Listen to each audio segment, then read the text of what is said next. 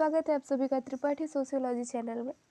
जैसा कि जस्ट अभी अभी मैंने इसके आगे का वीडियो पेपर 1 का वीडियो अपलोड किया, तो आप लोगों को पता ही होगा कि मैं असाइनमेंट के बारे में बात कर रही हूँ आप लोगों से। अभी तक मैंने 3-4 दिन से एक भी वीडियो नहीं डाला है और अचानक मैं 5-5 वीडियो डालूँगी क्योंकि मैं असाइनमेंट्स में बिज़ी थी। लेट ना करते हुए हम लोग पेपर 2 के असाइनमेंट के विषय में देखते हैं। पेपर 2 है हमारा principal method of data collection. इसके भी 2 टॉपिक्स थे जिसमें मैंने meaning and types of social research पे लिखा है और इसका पेपर कोड है SOC 502। इसमें हेडिंग्स है, हेडिंग्स में मैंने meaning and definition of social research design पे लिखा है, फेज इन रिसर्च डिज़ाइनिंग। आप लोग शायद हेडिंग कम कर सकते हैं, मैंने ज़्यादा ही लिख दिया है, कुछ लिख के पछता रही हूँ क्योंकि याद तो हो नहीं रहा है। और आप लोग को पता होगा शुरुआती वीडियो में मैंने बोला था कि डेटा कलेक्शन वाला मुझे उतना क्लियर होता नहीं है। खैर क्लियर करने की कोशिश की हूँ, नहीं तो नंबर ही नहीं मिलेगा।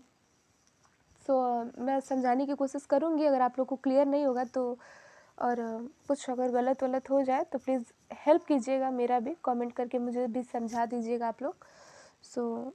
ये मेरे हेडिंग्स है, यहाँ पे आप लोग देख सकते हैं इस हेडिंग्स को। फिर हम आ जाते हैं फ्रंट पेज की बात करते हैं। तो अभी फर्स्ट वीडियो में मैंने इसको डिफ़ाइन किया है। आप लोग अगर फर्स्ट वीडियो देखे हैं तो सेकेंड वीडियो में डिफ़ाइन करने की ज़रूरत नहीं है। वैसे मैं बता देती हूँ कि अगर यूनिवर्सिटी के हैं तो यूनिवर्सिटी, कॉलेज के तो कॉलेज नेम, फिर class, subject, topic, submitted by, submitted to, paper code, इसको आपको लेना है। अनुसंधान अभिकल्प के विषय में हम यहाँ जानेंगे कि इसकी मीनिंग एंड डेफिनेशन क्या है। तो इसमें सबसे इम्पॉर्टेंट है, मैंने बोला ना कि मुझे उतना समझ नहीं आता है, ठीक, लेकिन ये बहुत आसान भी है एक तरफ से अगर देखा जाए तो। इसका सबसे अर्थ है रूपरेखा बनाना, उसको नियोजित करना, उसके विवरण को व्यवस्थित रूप से स्थापित करना, यही चीज़ है सारे इसके विषय में, यही बताया गया, बस यही है, इसको डिफ़ाइन किया गया है इस चीज़ को। ये पूरा चैप्टर इसी पे ही निर्धारित है। तो आप लोग इसको तैयार कीजिए कि किसी भी चीज़ का रूपरेखा बनाना, फिर उसे नियोजित करना, फिर उसके विवरण को व्यवस्थित रूप से स्थापित करना। यहाँ पे देखते हैं कि हेनरी मैनहेम ने अनुसंधान अभिकल्प के विषय में बताया है, ठीक है। हेनरी मैनहेम को आप लोग इम्पोर्टेंट रखिएगा। वीडियो धीरे धीरे ऊपर कर रही हूँ क्योंकि लिखना ज़रूरी है।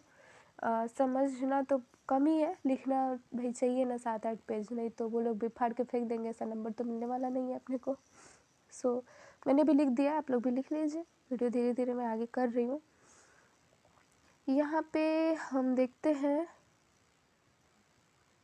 कि सीधे हम आते हैं अनुसंधान अभिकल्प के चरण। सॉरी, मैं धीरे भगाती हूँ ताकि आप लोग को प्रॉब्लम ना हो। अनुसंधान अभिकल्प के जो चरण है उसको निम्नलिखित 6 चरणों से होकर गुजरता है, जिसमें प्रथम है हमारा, हम बोले ना कि वो चीज़ हमारा हर जगह आएगा, बस ये उसी चीज़ को डिफ़ाइन किया गया है। मतलब अध्ययन किए जाने वाले जो विषय है उसके समस्याओं को स्पष्ट करना होता है, ठीक है। उसके प्रारूप को तैयार करना होता है और उसे नियोजित करना होता है। फिर उसके आधार सामग्री संग्रहण क्या है उसके विषय में है, और उसके बाद से आधार सामग्री विश्लेषण क्या है, उसका कोड क्या होगा, किस तरह से उसका सादीकरण होगा, इन सबों के विषय में। फिर उसका रिपोर्ट कैसे तैयार करना है, ये छठा हो गया।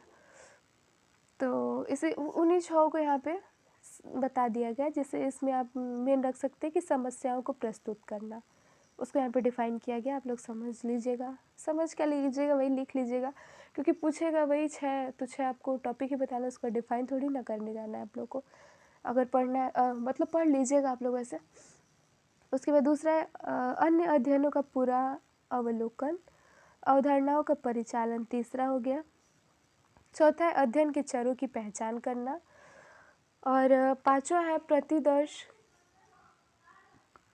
निश्चित करना, अर्थात प्रयोग किए गए शब्दों का विशिष्ट आधार पर सामग्री संग्रह किया जाना चाहिए और इन व्यक्तियों का चयन किस प्रकार होगा इसे भी क्लियर करना चाहिए। फिर अध्ययन में प्रयोग होने वाले उपकरण क्या क्या रहेंगे इसके विषय में होगा। फिर विभिन्न प्रकार के अनुसंधान के विकल्प जो है उसके विषय में। तो इसमें निम्नलिखित 3 विषयों को मैंने लिखा है, जिसमें पहला है हमारा वर्णनात्मक अनुसंधान के विकल्प, ठीक, यहाँ पे है। जिसमें वर्णनात्मक में ये हो गया कि स्त्रियों के विरुद्ध घरेलू हिंसा जो हो रहे हैं उसके स्वरूप के विस्तार को समझना, युद्ध के कारण विधवाओं का समायोजन किस प्रकार से हो रहा है उस चीज़ को समझना एवं अन्य समस्याएं। फिर युवा वर्ग में मद्यपान क्यों इतना बढ़ रहा है इसके विषय में। फिर हॉस्टल में रहने वाले बच्चों की जो संस्कृति है, मतलब क्यों वो उनकी संस्कृति इतना कम क्यों हो जाती है, वो बाहर बाहर रहते हैं, तो इसके विषयों में जानना ये आपका वर्णनात्मक अनुसंधान के अंतर्गत आ जाता है। इसको एग्जाम्पल के तौर पे समझाया भी गया है S1 S2 T1 T2 करके, तो आप लोग इस चीज़ को देख सकते हैं। फिर सेकेंड है हमारा व्याख्यात्मक अनुसंधान के अविकल्प। इसमें बताया गया है कि स्त्रियों के विरुद्ध हिंसा और उनके विषय पर अनुसंधान और उनके विविधता को शारीरिक हमला, मारपीट और दहेज के लिए दहेज के लिए बहुओं को सताना, जिसकी वजह से सुसाइड कर रही हैं, इन सब चीज़ों का मतलब व्याख्यात्मक रूप से उसको उस विकल्प को मतलब व्याख्या करना है। ठीक, यहाँ पे उस चीज़ को दिखाना है।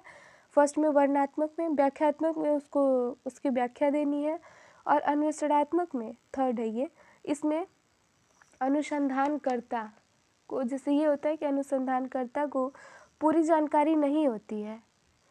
ये नहीं कि मतलब जानकारी होती ही नहीं है, पूरी जानकारी नहीं होती, सीमित जानकारी होती है। जैसा कि मैं आप लोगों को ये वीडियो बना रही हूँ, तो मुझे भी डेटा कलेक्शन का पूरा जानकारी तो नहीं है, अधिकांश जानकारी और उसी जानकारी पे मैं आप लोग को बता रही हूँ। सो मुझे एग्जाम्पल में रख लीजिए आप लोग। उसके बाद से ये अन्वेषणात्मक हो गया। फिर इसके टाइप्स क्या है, जो थर्ड है इसके तीन चार टाइप्स भी हैं। तो 3 स्तरों को हम उल्लेखित करेंगे: उपलब्ध साहित्य का पुरावलोकन, विशेषज्ञ सर्वेक्षण, वैयक्तिक अध्ययन। और वैयक्तिक अध्ययन, इसको भी 3 मौलिक विषयों पर हम बात करेंगे: सर्वेक्षण अनुसंधान, वैयक्तिक अध्ययन अविकल्प, प्रयोगात्मक अनुसंधान। उसके बाद से हम देखेंगे कि अब अनुसंधान अविकल्प के लाभ क्या क्या है। ठीक, तो लाभ को तो भाई पढ़ना ही पड़ेगा अच्छे से। जिसमें पहला लाभ है अनुसंधान वैज्ञानिक आधार पर संचालित किए जा सकते हैं। दूसरा है विकल्प लाभदायक निष्कर्ष निकलने में सहायता होता है। इसी तरह करके इनके तीनों हैं। 3 में आप लोग का है, मैं आप लोग को दिखाती हूँ। अनुसंधान विकल्प, हाँ, समय तथा धन का अध्ययन कम से कम होता है, अपव्यय कम से कम होता है, अधिकतम विश्वसनीयता प्राप्त की जा सकती है, अविकल्प लाभदायक निष्कर्ष निकालने में सहायक होते हैं। तो ये था हमारा principal methods of data collection का। फाइनली इससे छुटकारा मिला। तो आप लोग, अगर मैं अच्छे से आप लोग को समझा नहीं पाई हूँ तो ये चीज़ तो मुझे पता है, लेकिन नोट्स जो है वो मैं आप लोग को दे दी हूँ। अगर आप लोग इस चीज़ को मेरे से भी ज़्यादा अच्छे से समझिएगा तो प्लीज़ कमेंट कीजिएगा, मुझे बताइएगा, और कोशिश कीजिए कि स्टूडेंट्स तक इन सब विषयों मतलब इन असाइनमेंट्स को पहुंचाने का। अभी मैं इसके आगे थर्ड सोर्स डेवलपमेंट वाला भी दे रही हूँ। ये इंपॉर्टेंट रखिए लोग: रूपरेखा, नियोजन, विवरण, उसे व्यवस्थित कर स्थापित। ठीक है, thank you so much video के लिए, और कोई गलती हुई हो तो उसके लिए सॉरी। प्लीज़ हेल्प कीजिएगा मेरा।